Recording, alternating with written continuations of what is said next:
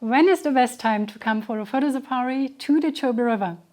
That is a question I get asked frequently, and in today's video I want to shine a light on what the different seasons and photographic opportunities are like based on my 10-year experience leading trips for pangolin photo safaris here in the Chobe Riverfront. I will explain this while showing you plenty of photographs and video clips to give you a better understanding and help you decide when to plan your next trip to Chobe. My name is Sabine Stols and I'm a professional wildlife photographer working for Pangolin Photo Safaris, where I help my guests get the best shots while on safari. If you like to join our growing community of wildlife photography enthusiasts, make sure to subscribe to our channel so you will be notified for any new tutorials, gear reviews or destination reports.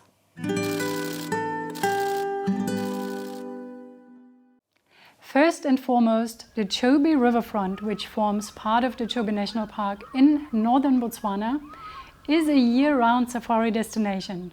And I firmly believe that it is one of the best wildlife photography destinations in southern Africa, if not the whole continent. There isn't a bad season to visit. There are, however, differentiations in what you can see and photograph. Maybe you are interested in a specific animal or bird, and while there are never any guarantees in the wild, certain times of the year will increase your chances of finding what you're looking for. So let's dive straight into it. Botswana is divided into two main seasons: the dry season from April to October and the green or emerald season from November to March.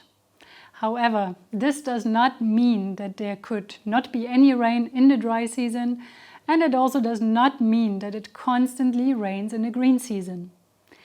Each month within those seasons can be very different, and that is why I've clustered them into photographically similar months. January and February lie in the midst of Botswana's green season. During this time, you will not only get great deals on accommodation, but you will also see the animals at their happiest and relaxed state. This is because of the abundance of food and water. Elephants often play in the river for hours, and because it is low season, these sightings are mostly enjoyed without any other boats around. It is also a fabulous birding season, as summer migrants like the striking woodland kingfisher, the rare broad-billed roller, and the blue-cheeked as well as the European bee-eaters are around. The African jacana, Chobe's most famous wader bird, is at its peak breeding time from January to March. So a visit during this time will immensely increase your chances to photograph these birds building nests, the males sitting on the eggs to incubate them, the cute and fluffy chicks taking their first steps on the floating vegetation, and the male carrying the vulnerable chicks under its wings. Same as jacanas, southern red bishops are most active constructing their intricately woven nests now.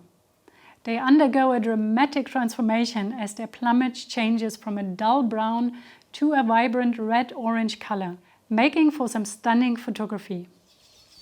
Other weaver birds are just as busy, and you don't have to look far for the next photo opportunity. The bird life in general is spectacular, and the green backdrops really make these colorful birds pop. But let's address the elephant in the room. Is it going to rain? Yes, it probably will rain at some point, and January and February are the months with the most rainfall in Botswana. I like to see it like this. If it wasn't for the rain, we would not have the dramatic cloud formations and rainbows that we as photographers love having as backdrops. We would also not have the clean and crisp air without any dust and haze that often provides fantastic lighting on the animals. The mirror-like waters with beautiful reflections that we get after a night of rain. And the yellow flowers that seemingly shoot out of the grass overnight after a good downpour and that provide such a unique setting for any wildlife photography. So you can't have one without the other. If it starts to rain while you're out, embrace it. There are some great photo opportunities with animals in the rain.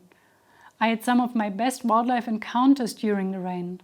Lions, for example, tend to get very playful when it rains or after, and we all know that lions doing anything but sleep are worth gold. In March, April and May, the Chobe River is in flood, due to rainwater coming from the Angolan highlands and flooding the Zambezi River, which then causes a huge pushback of water into the Chobe River.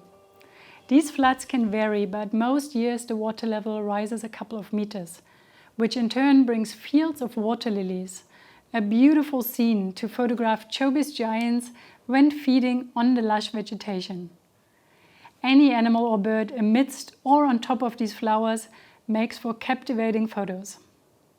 The floods also enable our photo boats to traverse into channels that are not accessible during the dry season, expanding the area of our safari. Most years we can glide through a narrow channel along the mainland where the shallow water attracts the amazing Black Heron.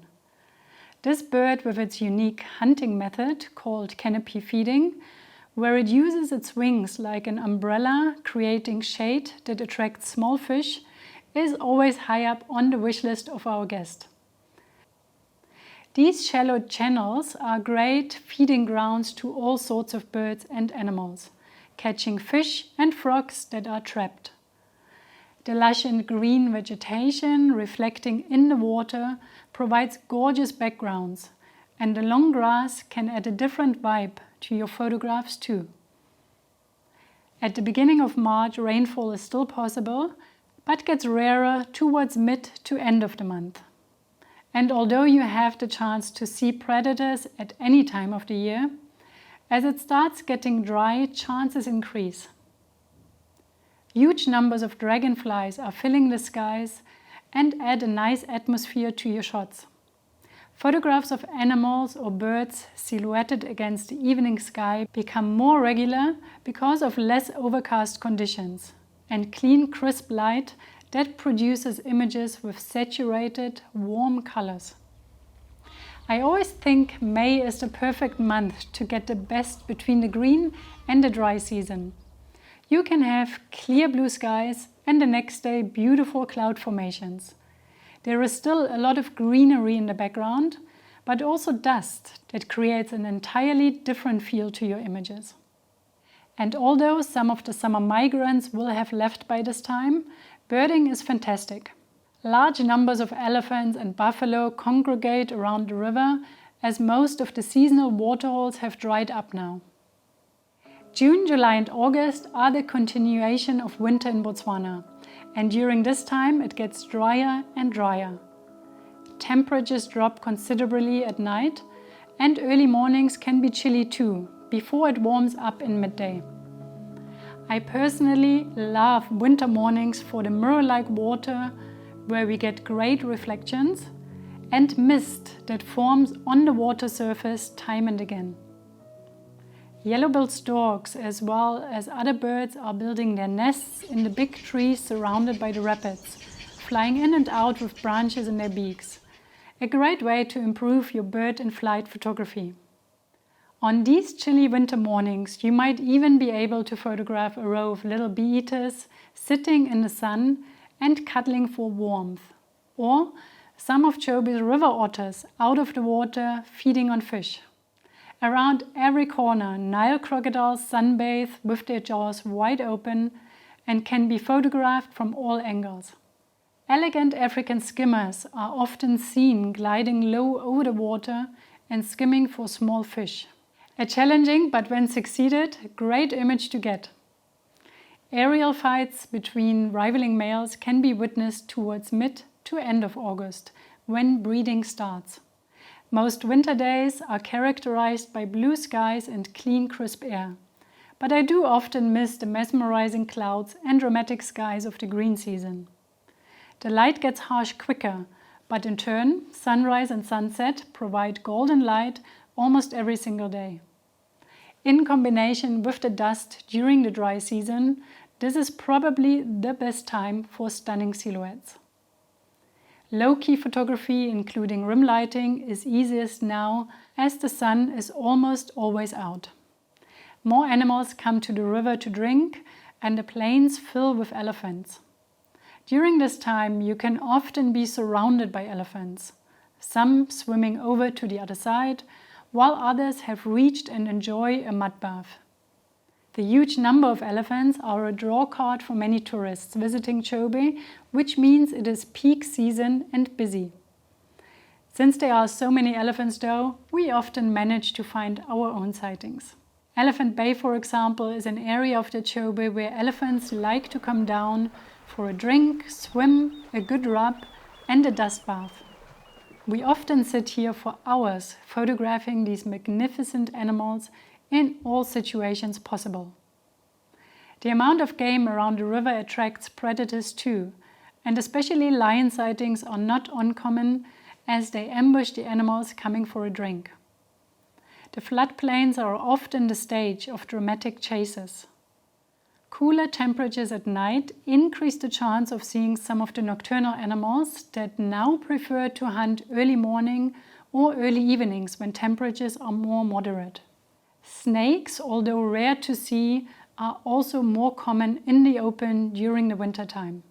Because of the water level rapidly decreasing, you can spot hippos lying in the mud or having dried mud on their bodies, making for some interesting photos.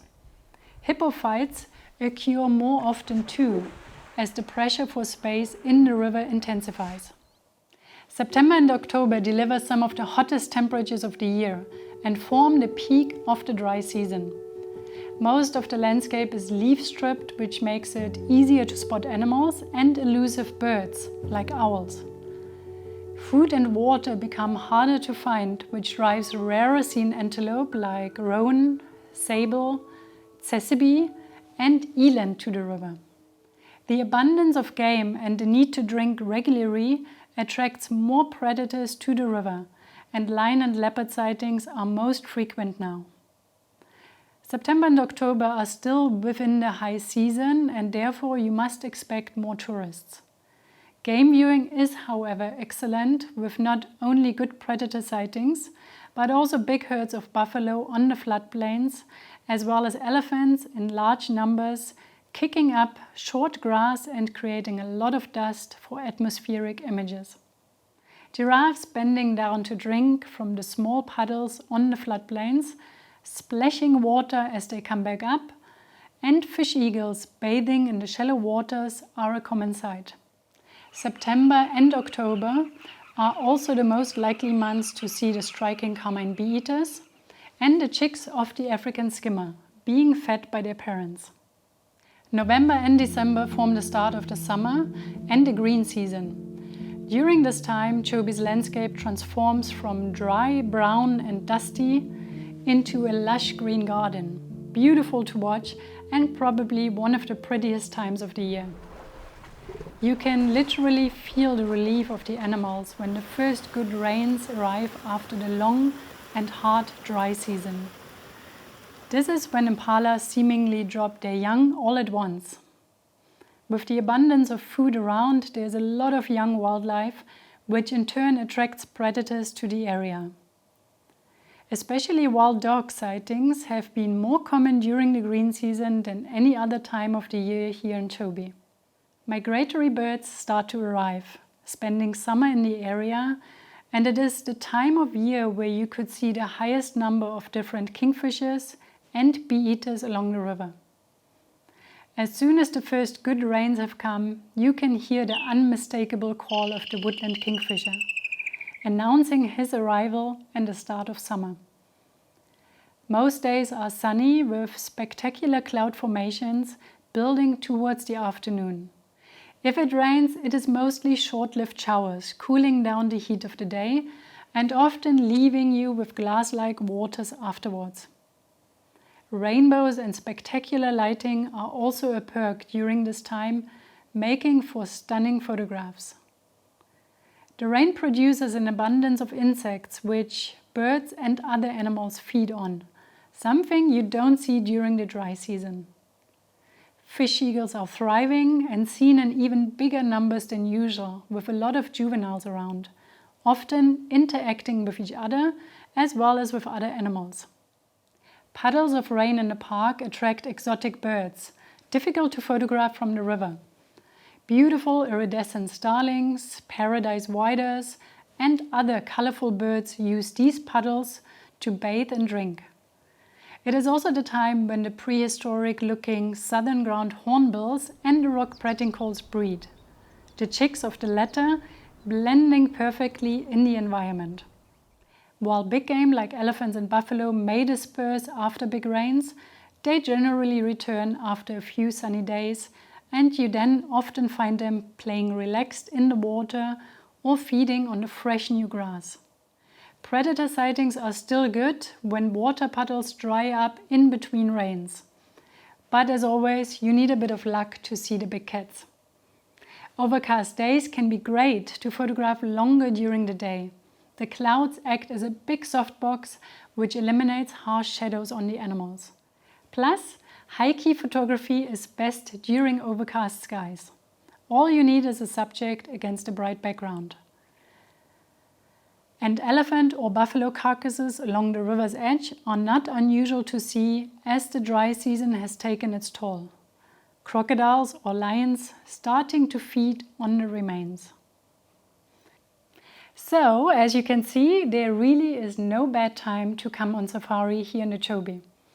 All you have to decide is what time of the year works best for you and what it is you would like to experience and photograph.